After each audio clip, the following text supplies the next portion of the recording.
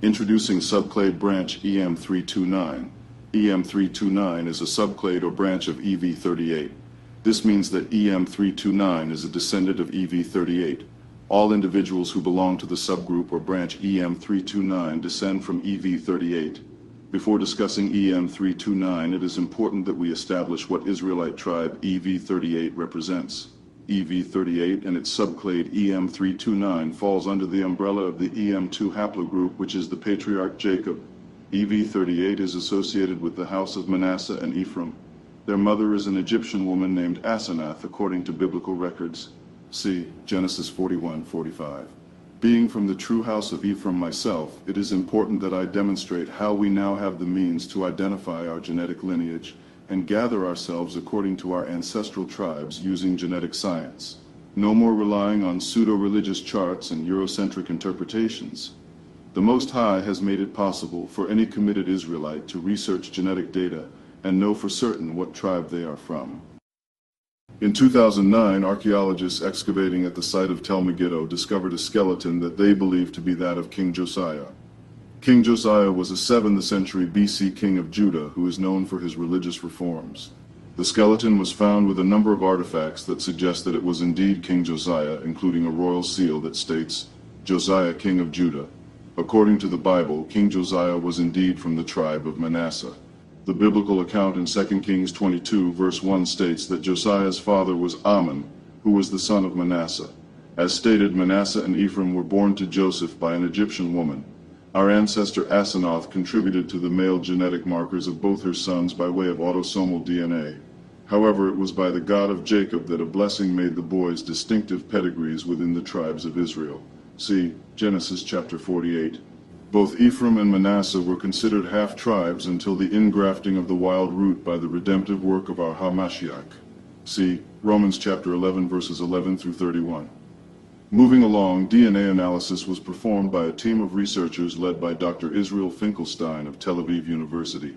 They discovered EV38 was in fact present in the skeletal remains of King Josiah. Note, the genetic record here is very revealing if you are following closely Israel. The team published their findings in the scientific journal Nature in 2012. For edification, I will again demonstrate how the biblical record seamlessly aligns with genetic data, should one take time to research the matter. In 2005, a team of archaeologists led by Dr. Scott Stripling found ossuaries at an ancient burial site in Kirbet el-Makatir, Israel. Note, ossuaries are rectangular stone boxes or chests used to store human bones, usually having the name of the deceased inscribed on them. One ossuary is inscribed with the name Joshua, son of Nun. The second ossuary is inscribed with the name Gideon, son of Joash. To be sure, I will again use the biblical record in correlation with the available genetic data to further establish the identity of both men. For Joshua, we have Numbers 13:8, which states, of the tribe of Ephraim, Joshua, the son of Nun. For Gideon, we have Judges 6:15. In this verse, Gideon expresses his own doubts about his abilities, stating, But Yahweh, how can I save Israel? My clan is the weakest in Manasseh, and I am the least in my family. Concluding the trifecta of DNA analysis, Dr. Ron Pinhasi and his team of researchers at the University of Haifa in Israel tested the bones of the two individuals found at the Kirbet el-Makatir burial site. Once again, the researchers found the genetic marker EV38 in both the remains found in the ossuaries at Kirbet el-Makatir, linking both men to the house of Joseph. Their findings were published in the journal PLOS One in 2015. Note, PLOS One is a peer-reviewed, open-access scientific journal online and a valuable resource on your journey to expose the damnable lies of heathen and rebel Israelites who rely on exotic, made-up genealogies. Moving along, EM329, as stated earlier, is a subgroup of EV38, which represents the house of Joseph. If you watched my video on the tribe of Judah, then you are familiar with the special role of SNP mutations when found within a particular subgroup of Israelites. An SNP mutation is like a royal scepter or stick passed down from a common male ancestor that identifies and reintroduces the original lineage. See Revelation chapter 22 verse 16. In the case of EV38, which represents Joseph, the SNP mutation M3987, which is the scepter so to speak, was passed down to his younger son Ephraim, yet it is not found in every Israelite from the tribe of Ephraim. Under normal circumstances, in order for a person to have the SNP mutation M3987, they must inherit it from both parents. If a person inherits the mutation from only one parent, they will not have the mutation themselves, but they will be a carrier of the mutation. So considering Joseph with his wife Asenath ruled Egypt, if a modern Negro male child carries EV38 with SNP marker M3987, he is directly from the royal house of the vizier Joseph and Asenath by way of their son Ephraim. This is fact-based genetic science which is in total alignment with biblical records. Moving along, what would happen if two male SNP mutations symbolizing two unique scepters or sticks merged together on a single male Y chromosome? This is the equivalent of having two fathers in the genetic makeup of one male child. So imagine SNP mutation CTS6773 specifically associated with the tribe of Judah, and SNP M3987 specifically associated with the house of Joseph, merged together. Well, Israel, that is precisely what happened with subgroup or branch EM329. The emergence of this subgroup of EV38 is most certainly a significant biblical and scientific phenomenon for many reasons, but due to time constraints I will only share several. 1. The Most High himself tells Ezekiel this merger would occur and would not readily be understood by Israelites, as male tribes physically merging into one stick cannot occur according to our law. While we understand the reconciliation of two brothers, it is clear that the manner in which this merger would happen would be a miracle from God himself. Ezekiel 37:16. 19 states, moreover, thou son of man, take thee one stick and write upon it for Judah and for the children of Israel his companions. Then take another stick and write upon it for Joseph the stick of Ephraim and for all the house of Israel his companions. And join them one to another into one stick, and they shall become one in thine hand. And when the children of thy people shall speak unto thee, saying, will you not show us what you mean by these? Say unto them, thus saith Yahuwah, Alayim, behold, I will take the stick of Joseph, which is in the hand of Ephraim, and the tribes of Israel his fellows, and will put them with him, even with the stick of Judah, and make them one stick, and they shall be one in mine hand. Continuing, 2.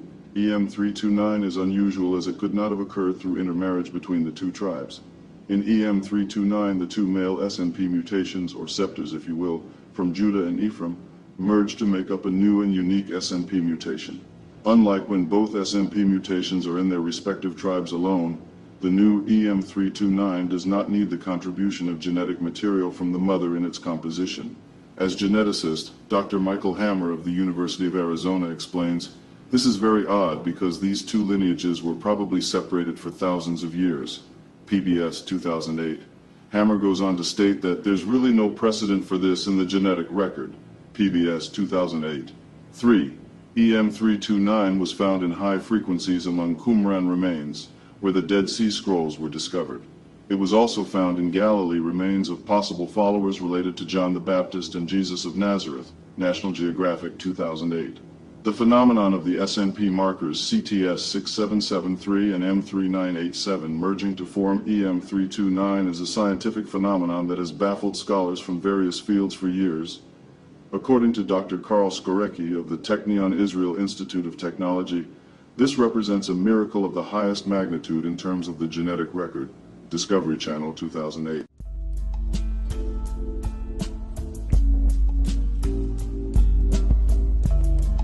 Heathen Messianic Jewish congregations and churches have been secretly genetically testing members for the EM329 markers for over a decade.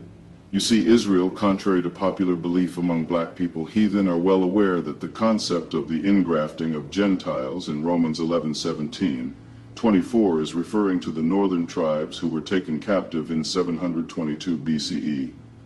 This is supported by several factors.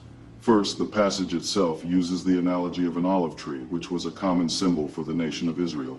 The northern tribes were often referred to as the wild olive shoot, Romans 11:17, while the southern tribes were the natural branches, Romans 11:19. This suggests that the Gentiles who are being grafted in are the northern tribes, who had been cut off from the olive tree of Israel. For naysayers, I only ask that you observe the following evidence and verify the facts that I am presenting to you. We will examine the actions of Christian churches and apostate Jewish organizations in regard to the deceptive doctrine they taught you. Continuing, Jewish Voice Ministries International. This organization, which is based in the United States, is a messianic Jewish ministry that focuses on outreach to Jewish people around the world. They have published articles and videos on their website about the EM329 haplogroup and its potential significance for biblical prophecy. For many Messianic Jews, the search for genetic markers that can prove Jewish ancestry is a deeply spiritual quest.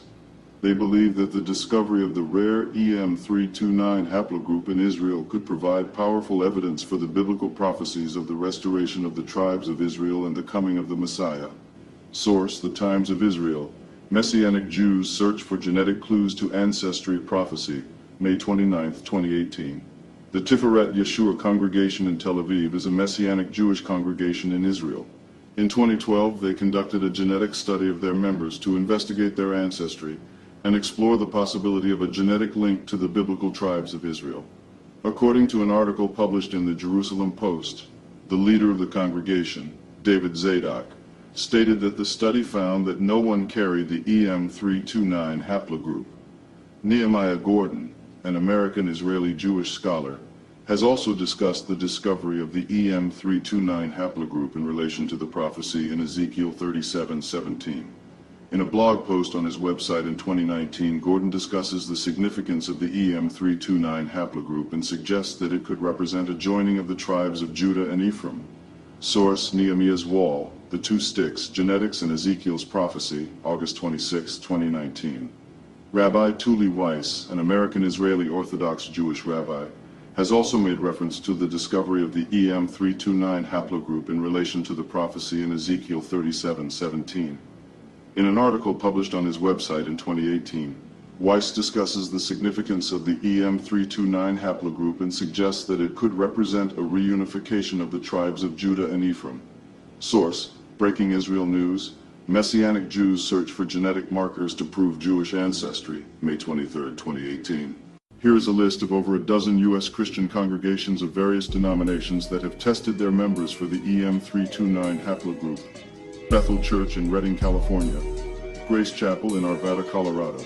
New Life Church in Colorado Springs, Colorado. Saddleback Church in Lake Forest, California. The Vineyard in Anaheim, California. The Potter's House in Dallas, Texas. The Church of Jesus Christ of Latter-day Saints, LDS Church.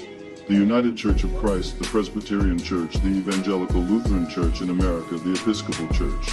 In 2014, it published a report titled The Genetic Legacy of Episcopalians, the Christian Reformed Church in North America. In 2015, the IT published a report titled The Genetic Heritage of CRCNA Members, the American Baptist Churches USA. In 2016, it published a report titled The Genetic History of American Baptists.